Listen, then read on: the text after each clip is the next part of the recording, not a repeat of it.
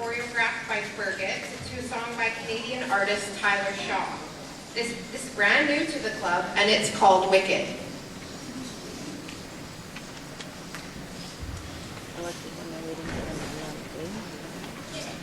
So they need a minute.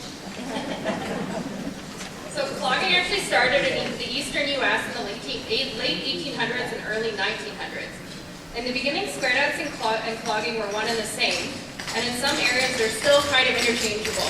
But over time, clogging evolved from focusing more on footwork and less on the formation movements that are the square dancing. As people moved, clogging branched out all over not only the U.S. and Canada, but also the rest of the world. All right, ready for Wicked?